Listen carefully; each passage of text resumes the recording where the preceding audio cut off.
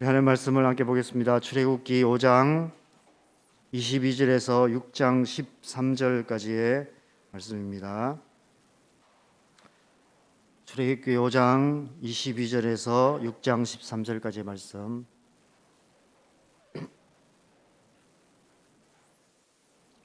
출애굽기 5장 22절에서 6장 13절까지의 말씀을 우리 다 같이 한 목소리로 읽겠습니다. 모세가 여호와께 돌아와서 아뢰되 주여 어찌하여 이 백성이 학대를 당하게 하셨나이까? 어찌하여 나를 보내셨나이까? 내가 바로에게 들어가서 주의 이름으로 말한 후로부터 그가 이 백성을 더 학대하며 주께서도 주의 백성을 구원하지 아니하시니이다. 여호와께서 모세에게 이르시되 이제 내가 바로에게 하는 일을 내가 보리라. 강한 손으로 말미암아 바로가 그들을 보내리라. 강한 손으로 말미암아 바로가 그들을 그의 땅에서 쫓아내리라. 하나님이 모세에게 말씀하여 이르시되 나는 여호와이니라. 내가 아브라함과 이삭과 야곱에게 전능의 하나님으로 나타났으나 나의 이름을 여호와로는 그들에게 알리지 아니하였고 가나안 땅 곧 그들의 거류하는 땅을 그들에게 주기로 그들과 언약하였더니 이제 애굽 사람의 종으로 삼은 이스라엘 자손의 신음소리를 내가 듣고 나의 언약을 기억하노라. 그러므로 이스라엘 자손에게 말하기를 나는 여호와라. 내가 애굽 사람의 무거운 짐 밑에서 너희를 빼내며 그들의 노역에서 너희를 건지며 편팔과 여러 큰 심판들로서 너희를 속량하여 너희를 내 백성으로 삼고 나는 너희의 하나님이 되리니 나는 애굽 사람의 무거운 짐 밑에서 너희를 빼낸 너희의 하나님 여호와인 줄 너희가 알지니라. 내가 아브라함과 이삭과 야곱에게 주기로 맹세한 땅으로 너희를 인도하고 그 땅을 너희에게 주어 기업을 삼게 하리라. 나는 여호와라 하셨다 하라.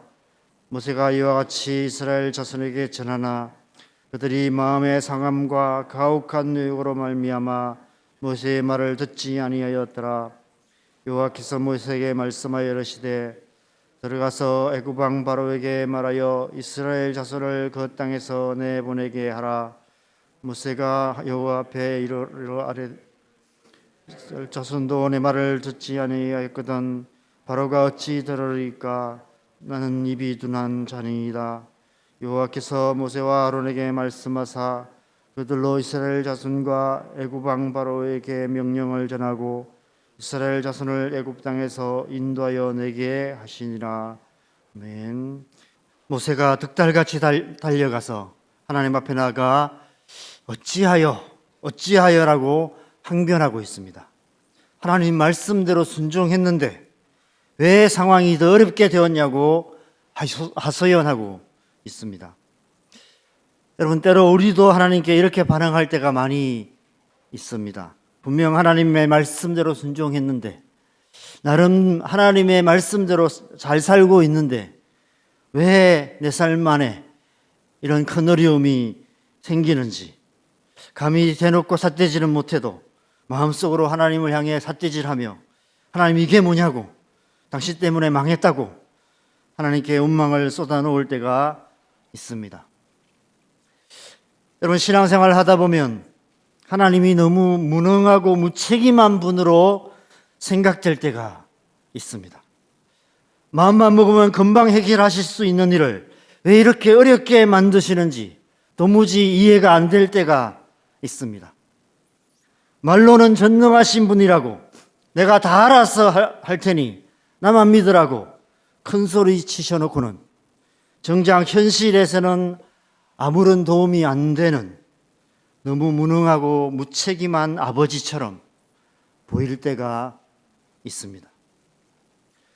왜 그럴까요? 이사야 선지자를 통해 하나님께서 하신 말씀이 있습니다. 이사야 55장 8절에서 9절에 보면 이는 내 생각이 너희의 생각과 다르며 내 길은 너희의 길과 다름이니라. 하늘이 땅보다 높음같이 내 길은 너희의 길보다 높으며 내 생각은 너희의 생각보다 높음이니라. 하나님께서 우리의 생각보다 훨씬 더 크신 분이시기 때문에 그렇습니다. 우리의 생각은, 하나님의 생각은 우리의 생각으로는 헤아릴 수도 없는 광대하신 생각입니다. 하나님의 생각과 우리의 생각은 하늘 땅만큼 차이가 있어서 우리가 아무리 생각해도 도무지 이해할 수 없고 짐작조차도 할 수 없을 때가 훨씬 많습니다.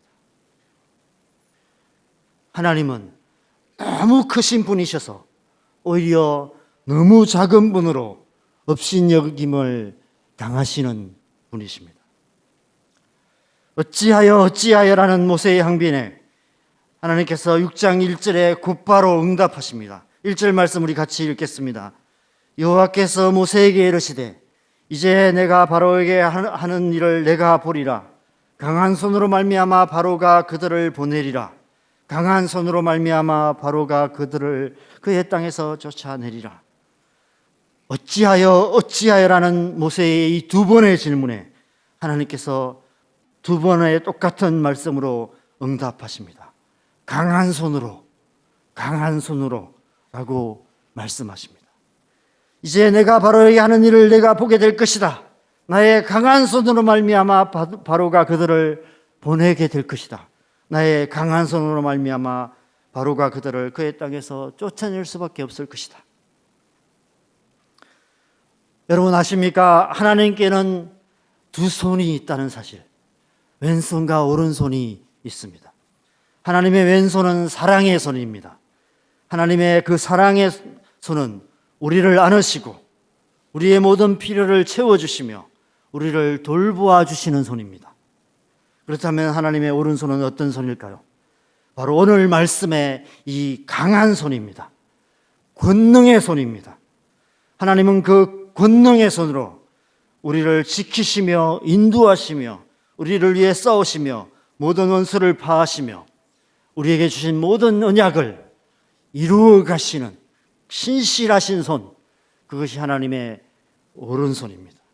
그래서 마침내 우리를 구원하여 주시는 것입니다.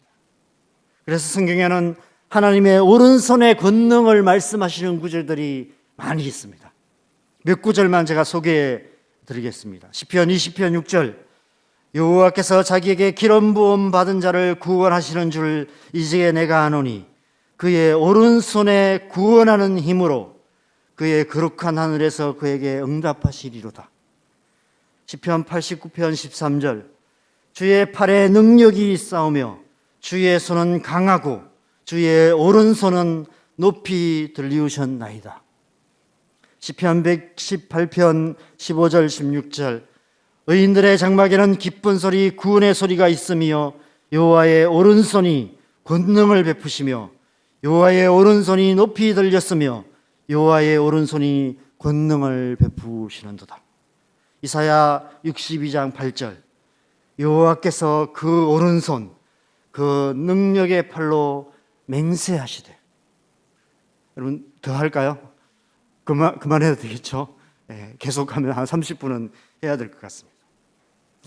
하나님께서 지금 모세에게 그 하나님의 권능의 오른손을 내어 보이며, 자 봐라, 내 이 강한 손으로 반드시 너희를 구원하겠다고 손가락 걸며 약속하고 계시는 것입니다.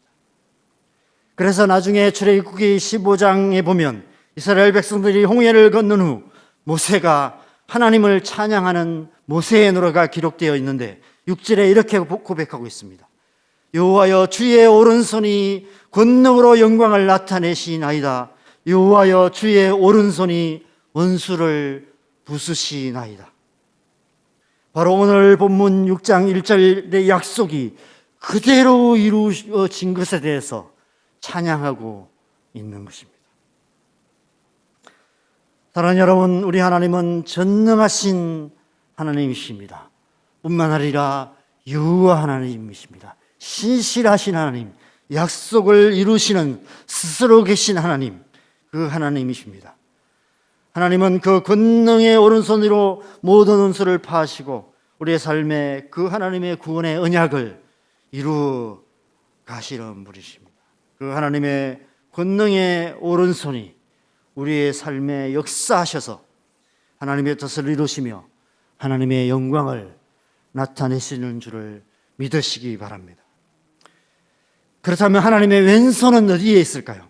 여러분, 오늘 말씀 가운데서 하나님의 왼손이 어디에 있는지 한번 찾아보시겠습니까? 여러분, 말씀을 자세히 읽어보면 하나님의 왼손이 보입니다. 한번 찾아보시겠어요? 잘 안 보이십니까? 제 눈에는 보이는데 여러분 눈에 잘 안 보이십니까? 6절 하반절에 나오는 편팔을 말하는 것일까요? 여러분, 그 6절 하반절에 나오는 편팔도 역시 하나님의 오른팔을 말합니다. 1절 말씀에 모세에게 1절 말씀이 모세에게 하신 약속이라면 6절은 이스라엘 백성들에게 하나님의 능력의 오른팔로 애굽의 압제에서 너희를 구원해 주시겠다고 하는 약속의 말씀입니다. 하나님의 왼손은 그 다음 절인 7절에 있습니다. 7절 말씀을 같이 읽겠습니다. 너희를 내 백성으로 삼고 나는 너희의 하나님이 되리니 나는 애굽 사람의 무거운 짐 밑에서 너희를 빼낸 너희의 하나님 여호와인 줄 너희가 알리라. 하나님께서 6절에 그 능력의 오른손으로 그들을 애굽의 소나기에 빼어내신 후에 사랑의 왼손으로, 사랑의 왼팔로 그들을 안으시며 이제부터 너희는 내 백성, 내 자식들이다 라고 말씀하고 계시는 것입니다.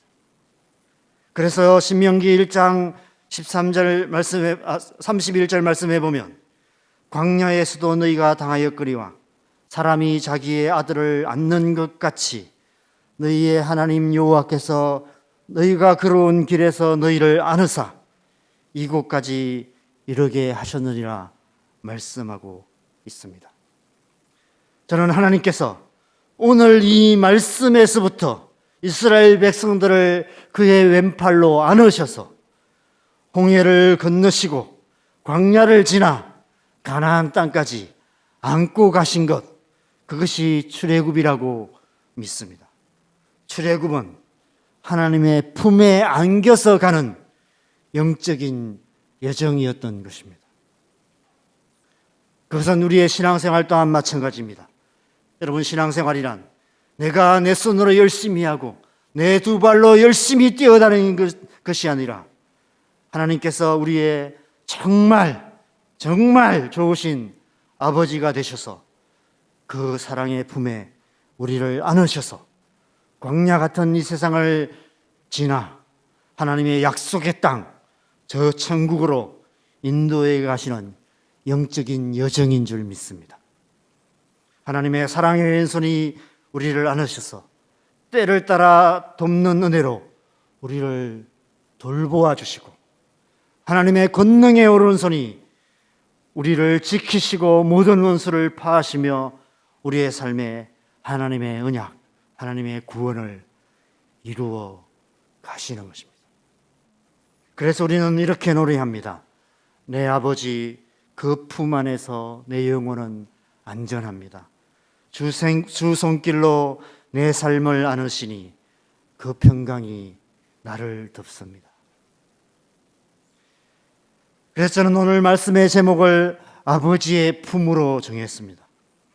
하나님께서 지금 어린아이처럼 울며 떼쓰며 보채는 이스라엘 백성들을 그 품에 안으셔서 출애굽의 머나먼 여정을 시작하고 계시는 것입니다.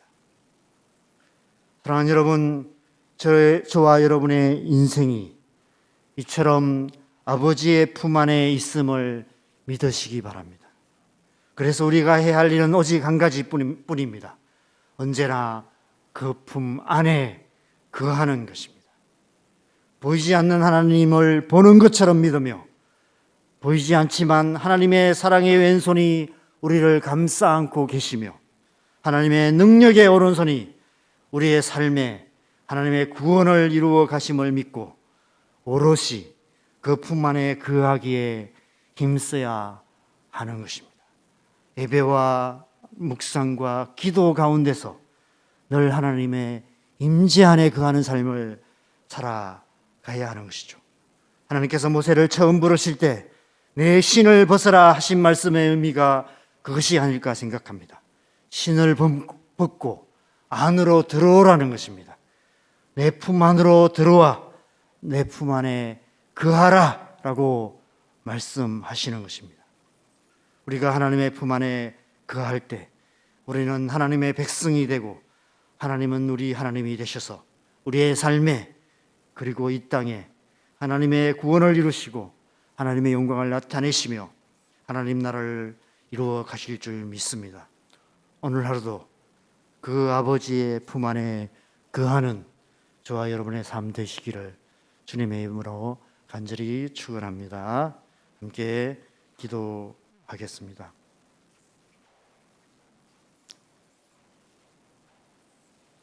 여러분, 수고하고 무거운 짐진 자들아 다 내게로 오라. 내가 너희를 쉬게 하겠다라고 말씀하십니다. 그럼에도 불구하고 우리는 또다시 또 우리의 삶의 무거운 짐을 내가 지고 내 손으로 내 힘으로 어떻게든 해결하려고 애쓰는 것 같습니다. 여러분, 이 아침에도 우리가 좀 믿음으로 보이지 않는 하나님을 믿음으로 바라보며 보이지 않는 하나님의 두 손이 내 삶 속에 역사하고 계시고 내 인생이 그 하나님의 품 안에 있음을 믿고 우리의 삶을 다시 한번 주님 앞에 맡겨드리며 오늘 하루도 하나님 아버지의 품 안에 거하는 그 품 안에서 안전하고 평안함을 누리는 그런 하루 될 수 있도록 우리의 삶을 주님 앞에 맡겨드리며 함께 기도하시겠습니다. 함께 기도하시겠습니다. 하나님, 이 아침에도 우리가 우리의 삶을 주님 앞에 맡겨드리며 주님 앞에 나아갑니다. 하나님의